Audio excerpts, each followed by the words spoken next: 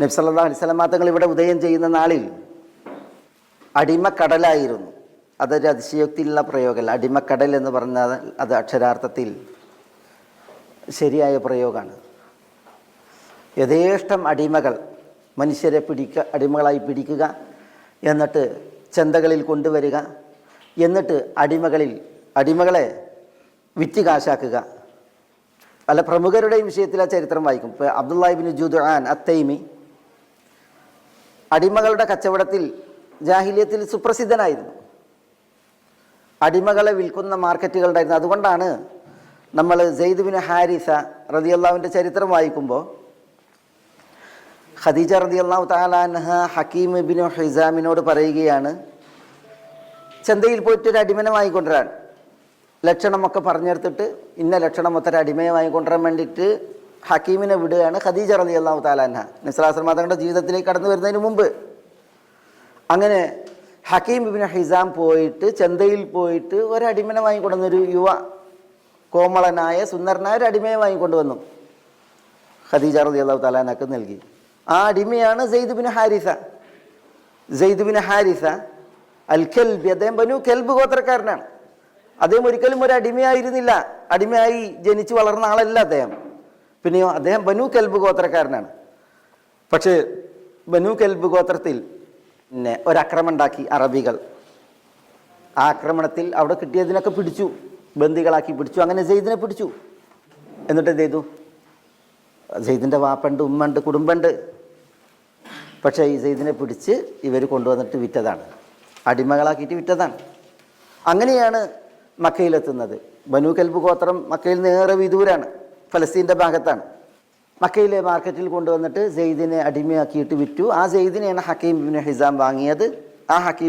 ആ സെയ്ദാണ് ഖദീജ റളിയല്ലാഹു തആല അൻഹയുടെ പിന്നെ അടിമയായിട്ട് മാറിയത്. പിന്നെ നബി സല്ലല്ലാഹു അലൈഹി വസല്ലം തങ്ങളുമായിട്ടുള്ള വിവാഹം നടന്നപ്പോൾ ഖദീജ റളിയല്ലാഹു തആല അൻഹ സെയ്ദിനെ നബി സല്ലല്ലാഹു അലൈഹി വസല്ലം തങ്ങൾക്ക് നൽകി. അങ്ങനെയാണ് സെയ്ദ് റളിയല്ലാഹു തആല അൻഹു നബി സല്ലല്ലാഹു അലൈഹി വസല്ലം തങ്ങളുടെ ജീവിതത്തിലേക്ക് കടന്നു വരുന്നത്.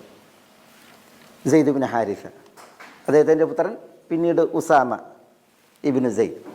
അപ്പോൾ പിന്നെ ഈ അടിമ കച്ചവടം എന്ന് പറഞ്ഞാൽ അടിമകളെ, സ്വതന്ത്രരായ ആളുകളെ പിടിച്ച് അടിമകളാക്കി വിൽക്കുക എന്ന് പറഞ്ഞാൽ അതായിരുന്നു ജാഹിലിയത്ത്.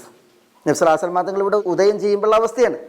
അന്ന് ഒരാൾ കടം കൊണ്ടാൽ കടം വീട്ടിയില്ല എങ്കിൽ പിന്നെ അയാൾ അടിമയാണ്. ദാരിദ്ര്യം അന്നത്തെ പ്രത്യേകതയായിരുന്നു. ദാരിദ്ര്യാവസ്ഥയിൽ മാതാപിതാക്കൾ മക്കളെ അടിമകളാക്കി വിൽക്കുമായിരുന്നു.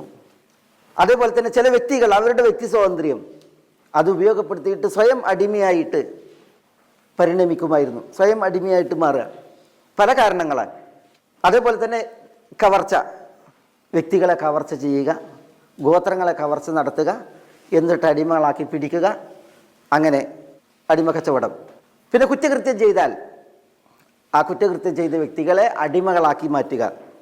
പിന്നെ പാരമ്പര്യം, മാതാപിതാക്കൾ അടിമകളാണ് എങ്കിൽ മക്കൾ, പിന്തുടർച്ചക്കാർ അടിമകളായിട്ടാണ് ഗണിക്കപ്പെടുക. അന്നത്തെ സാമൂഹിക അന്തരീക്ഷത്തിൽ ഒരിക്കലും അടിമകളായ മാതാപിതാക്കൾക്ക് സ്വതന്ത്രരായ മക്കൾ ആ പരിഗണന ഉണ്ടായിരുന്നില്ല.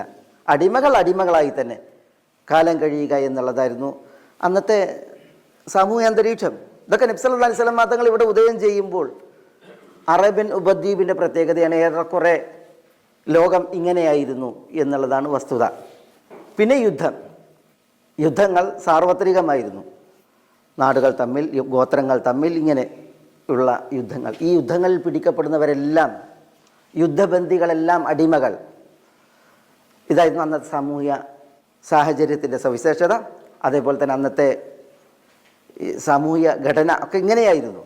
അതുകൊണ്ടായിരുന്നു അടിമകൾ കാരണത്താൽ അടിമക്കടൽ എന്ന് പറഞ്ഞിട്ടുണ്ടെങ്കിൽ അത് ഒരതിശയോക്തി അല്ലാത്ത വിധം നമ്മൾ ആ കാലഘട്ടത്തിൽ വായിക്കുന്നത്. പല വഴികൾ അടിമകൾ ഉണ്ടാകാൻ, ആ വഴികളിൽ പ്രധാനപ്പെട്ടതാണ് നമ്മളിവിടെ എഴുതിയത്. എന്നിട്ട് അടിമകളുടെ ഒരു ലോകം അഗണ്യമാവിധം അതായിരുന്നു നബി സല്ലല്ലാഹു അലൈഹി വസല്ലം തങ്ങളുടെ കാലത്തുണ്ടായിരുന്നത്. അവിടെയാണ് ഇങ്ങനെ വ്യക്തികളെ പിടികൂടി അടിമകളാക്കി വിറ്റ് തിന്നുന്നതിനെ ഇസ്ലാം വിലക്കിയത്. അതെങ്ങനെ വിലക്കി, അതിൻ്റെ ശൈലി നോക്കൂ നിങ്ങൾ. അങ്ങനെ വിറ്റ് തിന്നുന്നവൻ പരലോക കോടതിയിൽ വന്നിട്ടുണ്ടെങ്കിൽ അവനെ തർക്കിച്ച് തോൽപ്പിക്കാനും അവനോട് സംവദിച്ച് അവനെ ഇരുത്താനും മേലായ റബ്ബ് സുബ്ഹാനഹു വ തആല നേരിട്ടാണ് എന്നാണ് പറയുന്നത്. അത്ര ഗൗരവത്തിൽ ഇസ്ലാം പറഞ്ഞ ഒരു വിഷയമാണ് സ്വതന്ത്രരായി അള്ളാഹു പടച്ചിട്ട മനുഷ്യരെ അടിമകളാക്കി തീർക്കുക എന്നുള്ള വിഷയം.